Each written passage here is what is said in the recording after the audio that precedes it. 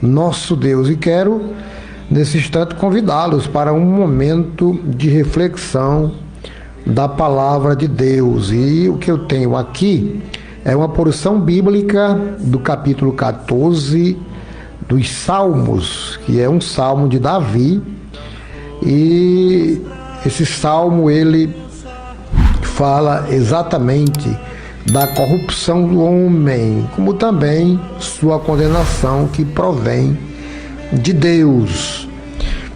No entanto, é isso que eu quero falar por alguns momentos nessa palavra, que é uma mensagem para a gente refletir sobre a corrupção e degeneração do homem pecador. Diz a palavra: disseram os nécios no seu coração, não há Deus.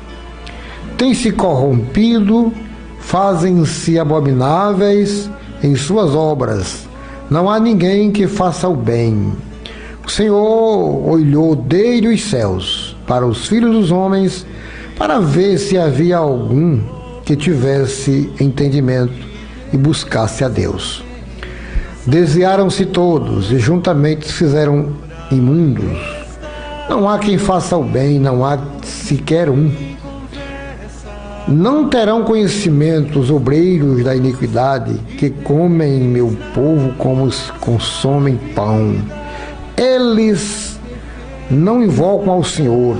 Ali se acharam em grande pavor, porque Deus está na geração dos justos.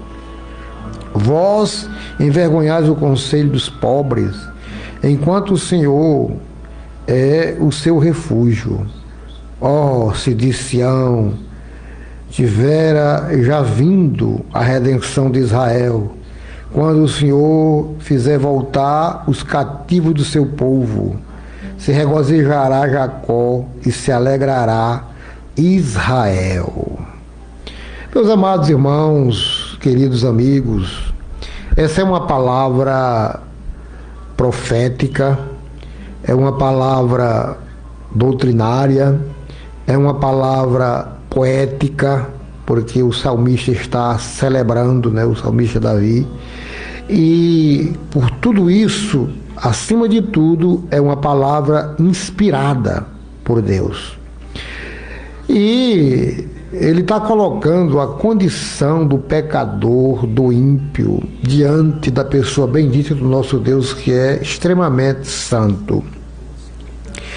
E ele denominou os ímpios pecadores de nécios, insensatos, tolos, São os que dizem, não há Deus. Essa é uma expressão para dar as qualificações daqueles que estão totalmente distanciados de Deus e que estão desprovidos de sua graça protetora e redentora. O apóstolo São Paulo, pegando essa escritura, escreve também lá em Romanos, no capítulo 3, a partir do verso 10, para dizer a respeito desse mesmo texto, desse mesmo contexto, da situação do pecador, que encontra-se sem Deus e sem salvação. Então, é a corrupção do homem do pecado, é a degeneração do pecador, é o homem caído, é o homem que não tem nem escape, é o homem que está totalmente vulnerável, destituído da glória e da graça de Deus. É o homem que no seu auge de iniquidade suspiram e bebe e consome o pecado como se fosse comida, pão, como se fosse água, por não compreender e não entender a pessoa bendita do nosso Deus. São Paulo, no capítulo 3 de Romanos, diz que os seus pés são ligeiros para derramar sangue. não há verdade na sua língua, né? E é um povo que, segundo também escreveu Oséias, né? Um povo que nele só prevalece o perjurar, o mentir, o deturpar, o enganar. São gentes que estão totalmente distanciadas do Senhor. Então é uma degeneração total, né? Reconhecer que o pecador é isso mesmo, ele não tem, ainda que ele se julgue bom, ainda que ele se julgue uma pessoa honesta, né? Mas a honestidade, ela é muito importante e ela deve seguir os princípios do homem aqui na terra. Mas ela muitas vezes não corrige, não pode corrigir o pecado. Só Cristo pode fazer isso. E o que foi que aconteceu? Deus enviou Jesus Cristo ao mundo para perdoar os nossos pecados e sarar as nossas iniquidades. Porque aqui é a xerox do pecador, tudo quanto está descrito aqui nessa palavra. Não há quem faça o bem, não há quem busque a Deus, e diz o texto, não há um sequer que se aproxime de Deus e tenha esse reconhecimento do Senhor. Eles são totalmente desprovidos do entendimento acerca de Deus, que só quem pode iluminar e trazer o conhecimento da verdade é o próprio Deus por meio de Cristo Jesus, o nosso Salvador. Então, esse é um estado de todos e qualquer um dos que nasceram em Adão, né? Corrupção, depravação total, da planta do pé, o alto da cabeça. É isso aí que é. E para que houvesse uma restauração, foi que Jesus Cristo veio. E aí agora você não pode resistir a pessoa de Cristo, não pode ignorar, porque ele foi quem veio para resolver esse problema da sua vida. E por conta disso, o homem encontra-se totalmente isolado e afastado de Deus por causa da sua santidade.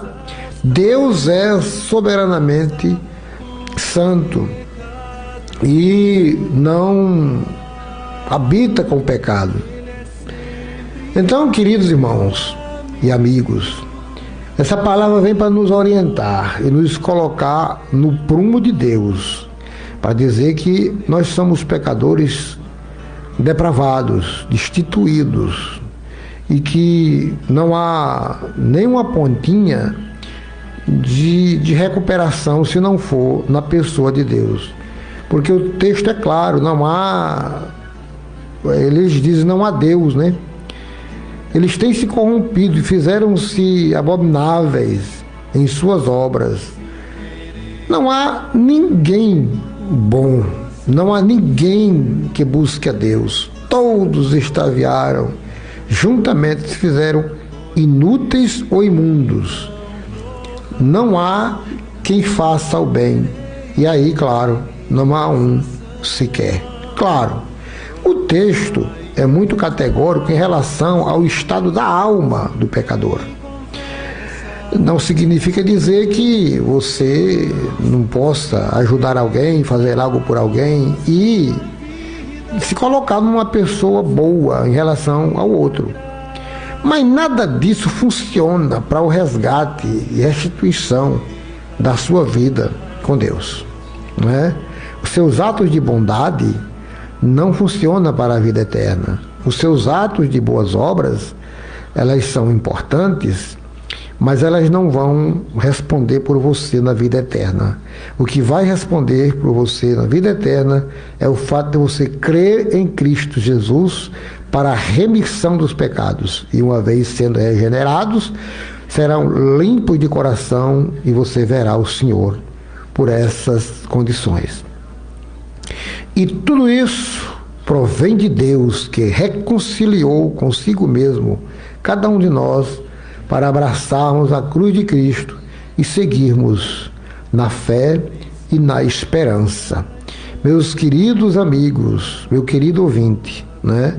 Sei que você se considera pecador. Talvez você até imagine, mas eu não sou um pecador depravado. Sim, Você, diante de Deus, é um pecador que tem a necessidade de correr para Deus e se livrar da condenação eterna. Porque a depravação, ela está no coração, né? Os homens desenfreadamente vão enlouquecidos e dizendo não a Deus e fazendo suas práticas pecaminosas e viram as costas para Deus. Por isso que Paulo também escreve em Romanos capítulo 1 e diz que o Senhor deixou a mercê da sorte essas pessoas que deram as costas para ele, para viverem segundo os seus próprios pensamentos, os seus próprios desejos. Aí, claro, imagine, você anda com Deus, tem suas dificuldades, e o Senhor vai colocando no caminho da justiça. Imagine alguém que resolve andar por conta própria. Até onde ele vai? Aonde ele vai chegar? Que direção ele vai tomar? Então não dá para você seguir assim. Volte-se para Deus, creia nele, receba no seu coração como seu Salvador, porque ele certamente cuidará da sua alma e da sua vida. Disseram os nécios, os loucos no seu coração, não há Deus. Será que você diz isso? Mas a esperança do crente que acredita em Deus está posta no Senhor, e o seu desejo é o Senhor, o seu desejo é o céu. Procure encontrar-se com Deus enquanto há tempo. Por isso que no final o salmista faz um anelo, né? E diz, se de Sião tivera já vindo a redenção de Israel. Aí é claro que ele já faz uma alusão à volta de Jesus, o arrebatamento da igreja, o povo do Senhor que haverão de reinar com ele. Ele aponta para o futuro, assim também como ele aponta para aqueles que desprezarem Israel, né? E não fizeram conta, o povo de Deus haverão de serem também punidos e castigados. Ali se acharam em grande pavor, porque Deus está na congregação dos justos. Aí ele está mostrando o fim dos tempos, a realidade de quando a igreja do Senhor estará de pé diante dele, e aqueles que não deram crédito ou não se juntaram a Israel como nação, como povo de Deus, serão punidos e castigados por causa da sua incredulidade e de suas injustiças. Mas o Senhor é bom e deseja na tarde de hoje salvar a sua vida, perdoar os seus pecados e garantir entrada nos céus pelas portas. Mas lembre-se, somos pecadores depravados totalmente do pé alto da cabeça.